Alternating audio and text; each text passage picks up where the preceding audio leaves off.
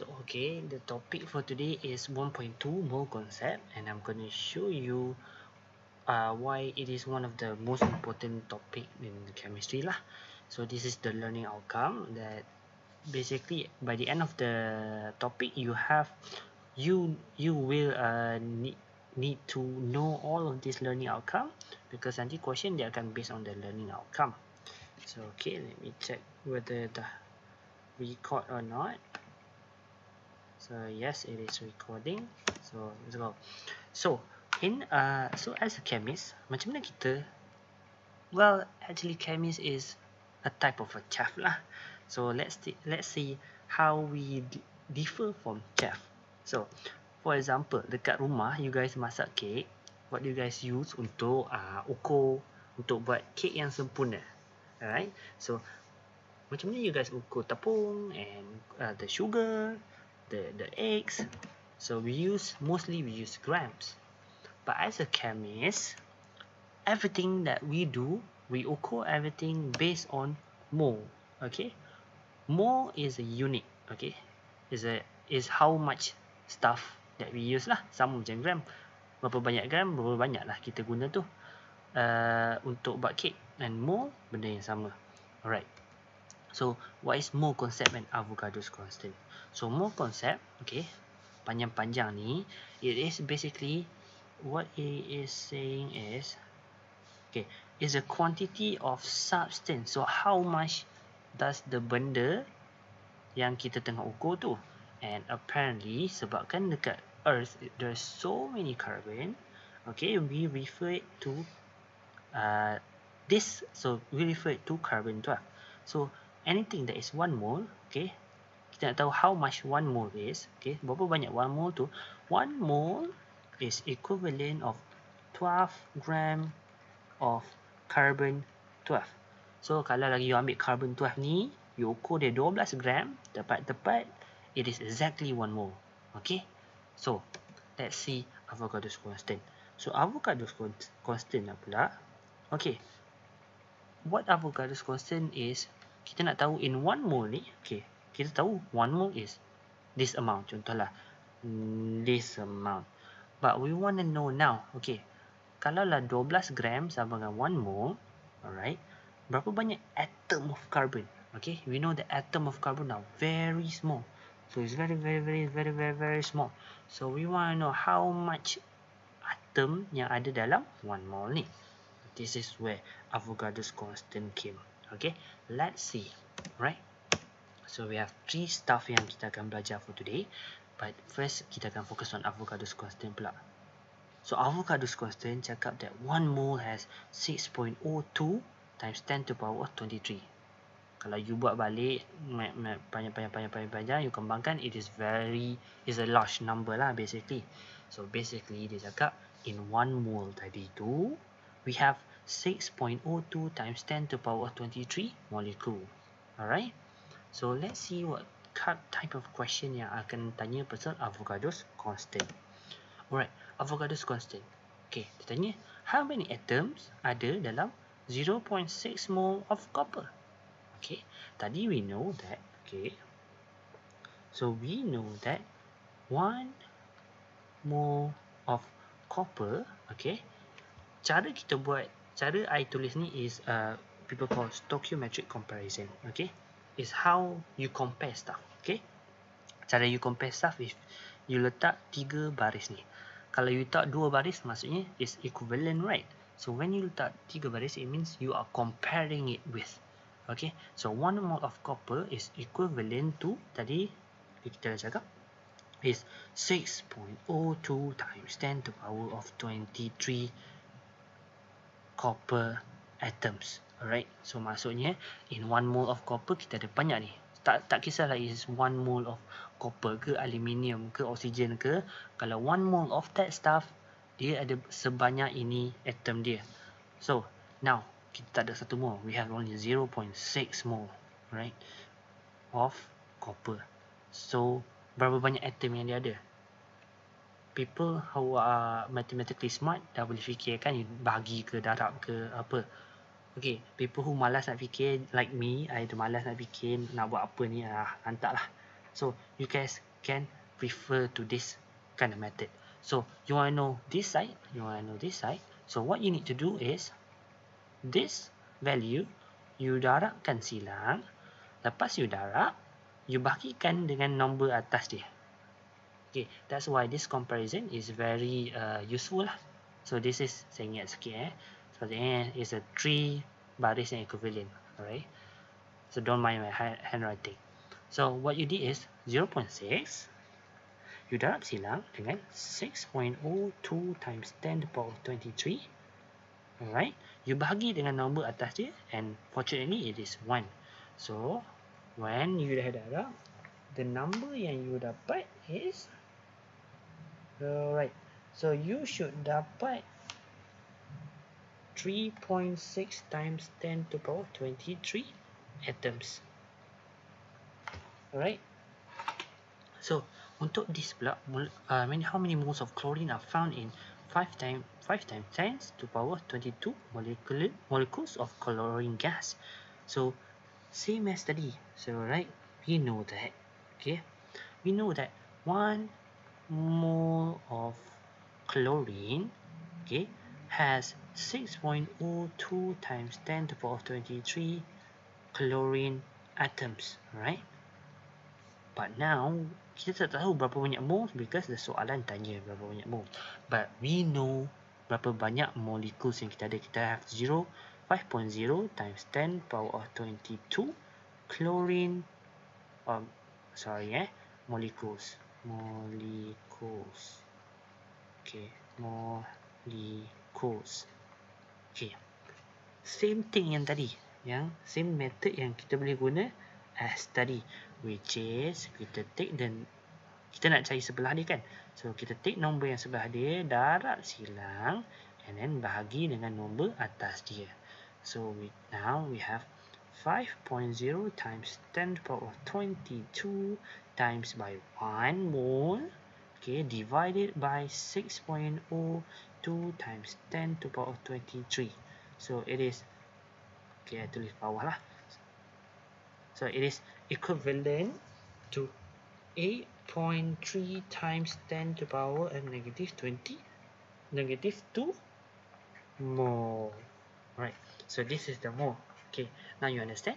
Nak cari yang sebelah dia, kita darab dia silang dia, and then bahagi dengan nombor yang dekat atas dia. Okay. So now let's look on molar mass. Okay. Not only how much atom we know from mole, why mole is very important. Kita boleh tahu berapa banyak atom, berapa banyak particle, berapa banyak molecules yang dia ada. Kita can also, from mole, we can know the mass, how banyak mass yang dia ada. So 1 mole of mass, 1 mole equal how many mass of substance yang in grams. So actually molar mass is given dekat you. Kalau you guys tengok tutorial pun ada the atomic mass table. So the mass yang dia orang letak dalam the atomic mass, every mass dalam tu is molar mass. So you tengok yang dalam tu, ni mass yang dia ada, maksudnya kalau lah contoh aluminium ada berapa banyak mass dia tu, that is equivalent to 1 mole. Alright, let's see kita nak buat untuk sulfur. Alright, so sulfur macam mana nak buat? So we know that, okay, then dia cari nak number moles of 16.1 gram of sulfur. So okay, 1 mole of sulfur, alright, 1 mole of sulfur, okay, 1 mole of sulfur is equivalent, kalau you guys refer to the table, it is 32.066 gram per mole, okay, mass of sulfur. So dalam 1 mole of sulfur kita ada 32.066 gram. Okay, this is the unit for molar mass. Okay, so now kita nak tahu how many moles of pula yang kita ada kalau kita ada 16.1 gram mass of sulfur. Kita ada 16 gram je. Kau rasa ada ke 1 mole? right? Kita only have the half the mass yang kalau 1 mole. So jangan pening-pening, tak perlu susah hati. What you need to do is darab and then bahagi. So you guys is 16.1, okay, darab 1, okay, bahagi dengan 32.066. So it is should be equivalent of sekejap you.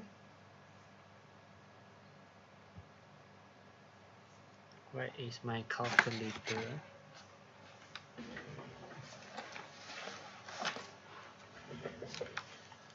So it is should be equivalent to 16.1 over 32.066. So it is should be equivalent to 0.502 mole. Alright. So now dia nak tanya pasal ozone gas pula. Ozone gas is O. So this is how ozone looks like lah. So we have one double bond, one single bond with a resonant. Okay, tak apa. Ni nanti you guys akan belajar for I think next semester.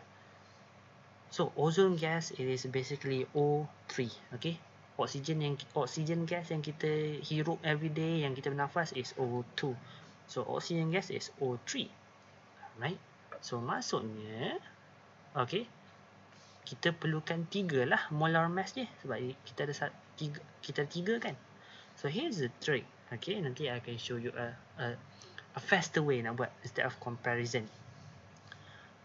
So kalau kita nak tahu molar mass macam ini, tadi kita guna molar mass of sulfur kan, sebab they only have 1 sulfur. Now kita have 3 oxygen, so we need to use molar mass of O3 lah. So let's find molar mass of O3. Okay, so you guys tengok oxygen, it is, kalau oxygen some usually books akan cakap 16 lah. So kita ada 16 untuk, tapi itu is only for 1 oxygen. Since kita ada 3 oxygen, kita darab dengan 3. So we should have 16 times 3. 16 times 3 should be equivalent of 48 grams per mole. Okay, so this is when I nak tunjuk the faster way instead of you buat the stoichiometric comparison tu lah. So dia nak tahu number of atom, right? So anything, kalau macam daripada gram nak ke atom, everything have to go through mole dulu. Apa-apa je you have to change into mole first. Mole ni ibarat jambatan, right? To everything you have to go through mole first. So we need to find moles of oxygen. So the first way is anything yang nak pergi ke mole, you bahagi. So this is how people write mole. So N kecil, but big, which is denote for moles, and this is for O3, dia punya elements, molecules, is equivalent to 1, kita ambil mass dia, gram, bahagi dengan molar mass yang kita dah cari tadi. So 48 gram per mole. Alright. So if you look at this, okay, gram bahagi dengan gram per mole, bila kita bahagi dia akan cancel naik atas kan.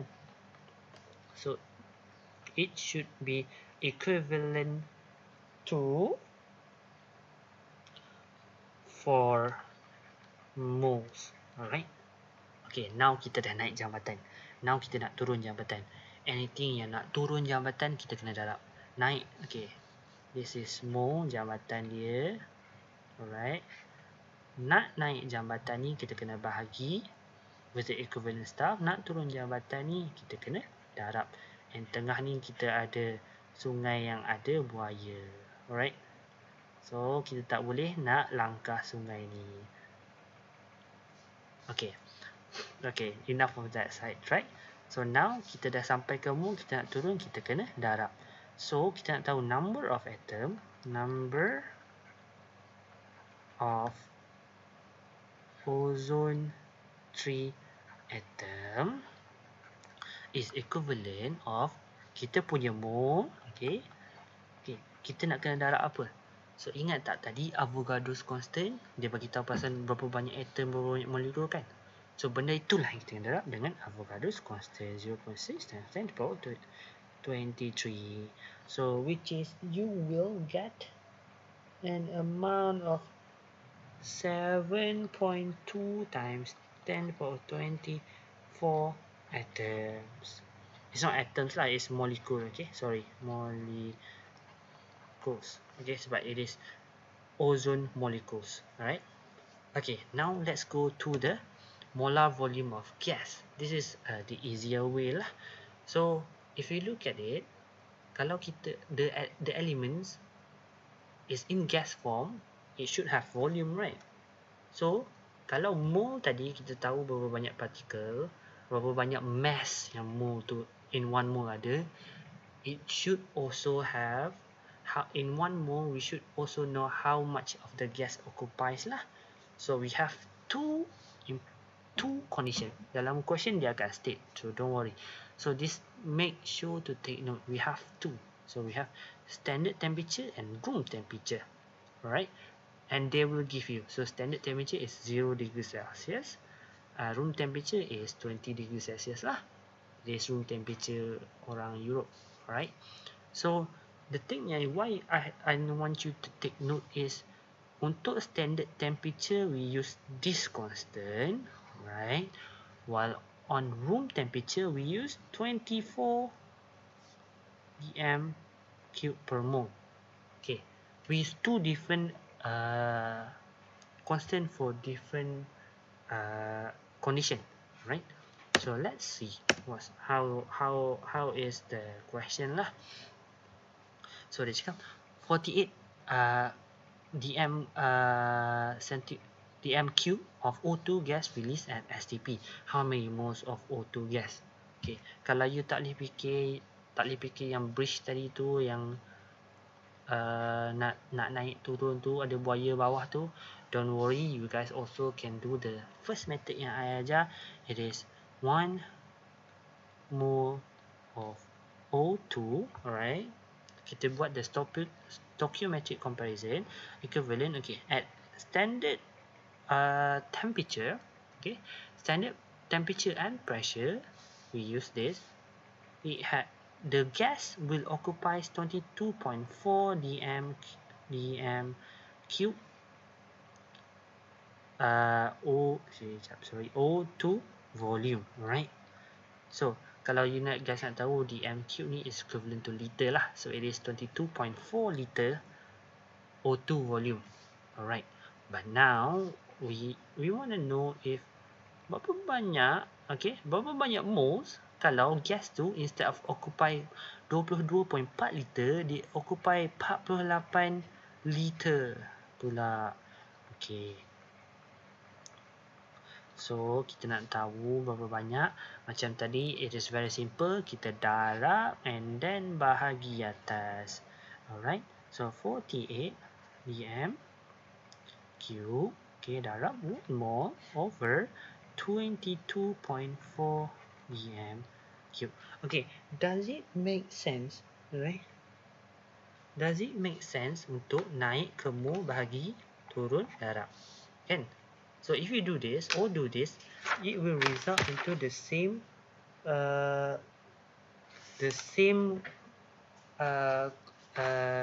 result, just different method je lah. So one is you darab, one is you bahagi terus, one is you buat satu-satu, and if you calculate this, okay, 48 divided by 22.4, you should get the equivalent of 2.14 moles of O2. Okay, so you got 2.14.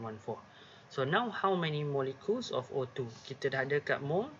Senang tak kita nak turun dari jambatan ni. So kita, what we need to do is,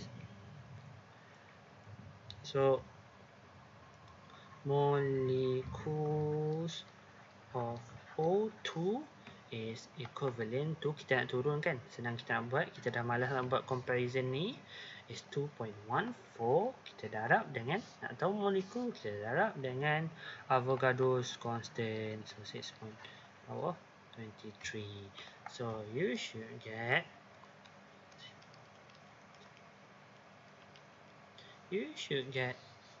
1.29 times 10 to the power 24. Jangan lupa tulis molecules. Alright, one thing to take note is mole is not equivalent to molecules. Alright, mole is a unit where kita tengok like how much of the substance. So mole is the unit. Nama penuh dia bukan molecules, okay? Nama penuh dia mole, okay? Which is orang sebut mole lah, okay? So this is the cheat sheet that I'm gonna tell you guys that jambatan tu, alright? Anything nak naik ke jambatan, kena bahagi. So bahagi kalau daripada particles nak ke mole, kita bahagilah dengan Avogadro's constant. Alright, kalau daripada mass kita bahagi dengan atomic mass ataupun molecular mass. Atomic mass macam yang ada akan dibagi dengan you lah. Cuma kalau you kena kira sikit lah molecular mass, contohnya ozon. Macam tadi kita kena darab 3. Okay. And then kalau gas volume, bagi yang constant tu. And then bila kita nak turun jambatan, nak patah balik, kita kena darab. Okay. This is important things. Kalau you guys boleh buat mind map atau tulis, hafal pun good. Okay. So now kita tengok empirical and molecular formula. So empirical is the simplest ratio in elements of the molecules, while molecular formula is the actual number lah. So for example here is cuka. So vinegar, cuka you guys guna untuk masak ataupun buat pickles, alright. The molecular formula is this, is CH3COOH, alright. So, or kita boleh tulis is, kita ada 2 carbon, 4 hydrogen and 2 oxygen. Okay. But its empirical formula is the simplest ratio is C1H2O1 ataupun people just tulis CH2O, sebab kalau 1 tak tulis pun tak apalah. And 2, okay. Empirical formula ni is the equivalent of you guys simplify an equation, okay. Quadratic ke apa equation, you guys simplify, you guys boleh factorize. This is what you factorize lah. Okay, this is the kind of question yang tanya pasal empirical dan molecular formula. Okay, the first thing yang you guys need to do is always find you punya mass dulu. Ni question ni dah ada lah dalam sekolah menengah dulu. So if you look, ascorbic acid, which is a vitamin C, good for you untuk makan right now. Okay, helps your antibody. Now let's look. Okay, first and foremost, okay, dia bagi contains 40.92% of carbon, 4.58% of hydrogen, and 54.5% of oxygen. Determine the empirical formula and molecular formula. What? How can we do this? Dia tak bagi pun mass. Don't worry. You in matriculation, you need a lot of assumption. So, how about you assume mass vitamin C tu is 1 gram. Tapi it does not mean anything at all kalau you tak tulis. Okay, you need to make sure you tulis. Bagi tahu pemeriksa tu, you assume mass of ascorbic acid ataupun vitamin C is equivalent to 1 grams. Okay, and then boleh lah. So mass of carbon, mass of hydrogen, mass of oxygen is, kalau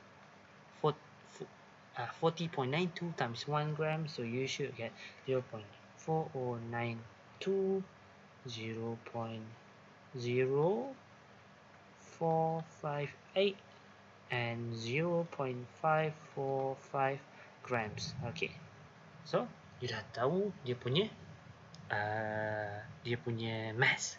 Okay, now what you need to do is you construct a table. This table you pernah jumpa, so what you need to do is hafal this table. Okay, you hafal. So the first thing is you need mass, and then you need to cari the mole. You need to cari the simplest ratio, and then you know the mole ratio. Okay, this one doesn't matter you nak tak carbon dulu ke, you nak tak hydrogen dulu ke, you nak tak oxygen dulu, doesn't matter. It's just that each get their own punya role lah. So first tadi mass, tulis balik, kita dapat 0.4092, 0.0458, 0.545. So untuk cari mole, sekarang tak payah nak buat stoichiometric comparison tu. Tadi I dah tunjuk the easier way.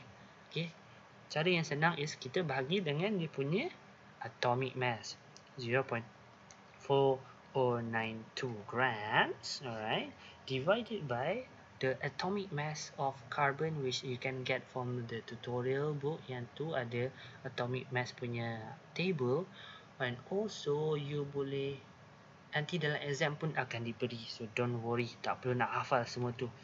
Alright, per mole. So bahagi, alright, you will get 0.0341. So you do the same for hydrogen and oxygen, you should get 0.0458 and 0.0341 mole. Alright, so simplest ratio maksudnya you ambil the mole yang paling rendah.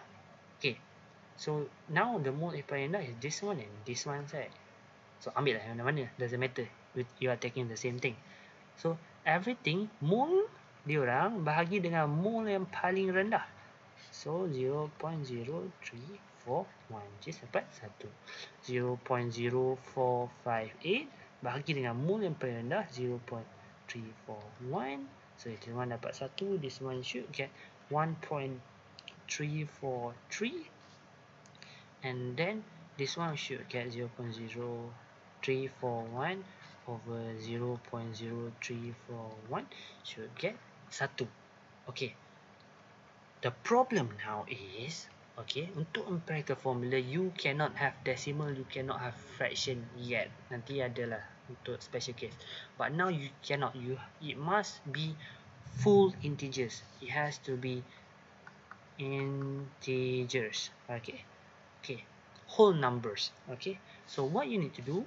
Okay. Now we have 1. We have 1.343. Have 1. So you darab sampai you dapat whole number.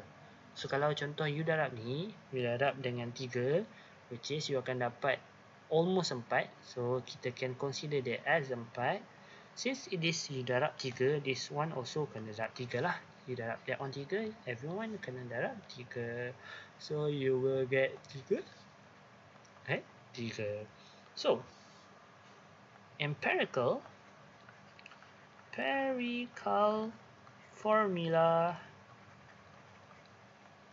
for, okay, the empirical formula is equivalent to carbon ada 3, hydrogen ada 4, and oxygen ada 3. Alright. Okay. So now question dia is always like this. You cari empirical formula, dah dapat empirical formula, disuruh cari molecular formula. With a given molar mass. So don't worry. So what you need to do is, you dah tahu tadi it is C3H4O3, right? So you tahu molar mass of this. So molecular mass of C3H4O3 is equivalent to 1.176.0 dapat daripada question. So kalau kita masukkan balik semua ni, molar mass of carbon, molar mass of hydrogen, molar mass of oxygen, kita masukkan balik, you can see the disparity, right? So carbon is 12, so 12, right? Kita ada 3 carbon, plus hydrogen is 1. Okay, from the table, and kita ada 4, and then kita ada oxygen which is 16, and kita ada 3, and kita tak tahu how much factor yang ada kalau kita darab semua ni, and equivalent to the mass yang dia bagi itulah. So kita denote sebagai n. So you do this, you calculate everything, you should dapat 88 n 176, and you simplify, and n should dapat 2. But never n sampai sini. Dia minta molecular formula, dia bukan minta the factor of how much dia simplify. So the molecular formula, 2 ni you darab lah balik masuk semua ni. So the molecular formula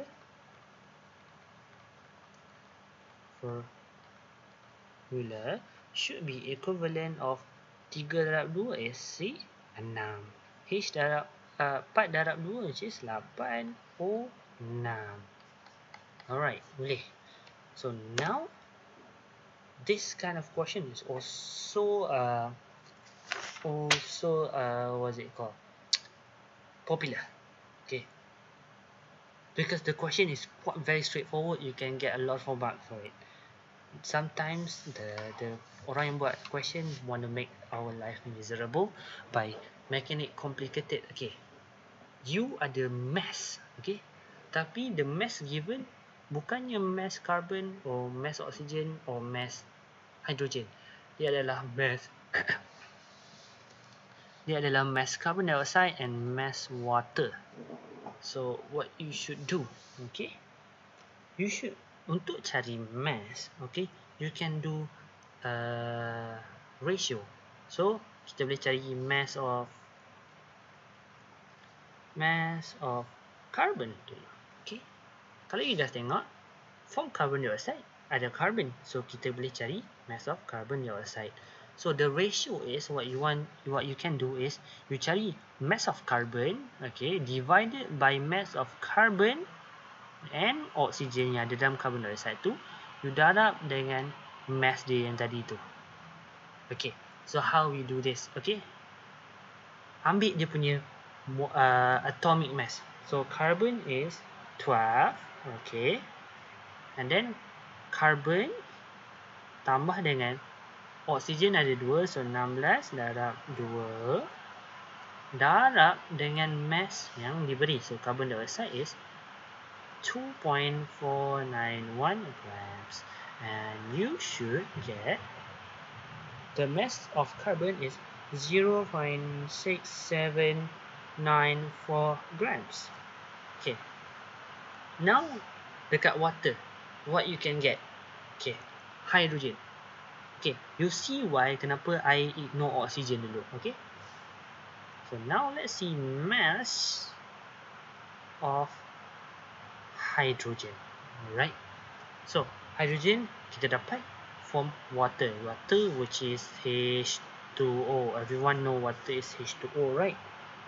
So untuk water, so kita ada H, okay, but remember dalam H2O kita ada 2 hydrogen. Kita tengok ratio of hydrogen dalam H2O. So maksudnya kita perlukan 2 hydrogen lah, and then H2O times dia punya mass.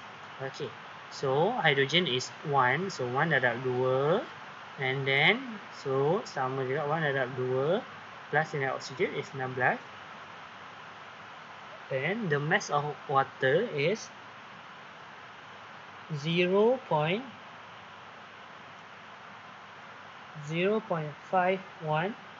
gram. Alright, so when you calculate, you should get mass of hydrogen is equivalent to 0.0567 grams. Okay, kenapa oxygen, kenapa I tak ambil from carbon dioxide, kenapa I tak ambil from water? So when you bakar, contohlah this is petrol lah, you bakar petrol, you bakar kat sini. So kalau you ambil oxygen, so oxygen dia akan terkeluar oxygen, dia akan terkeluar carbon dioxide, and dia akan keluarkan H2O. Combustion usually akan keluarkan carbon dioxide and water. Okay.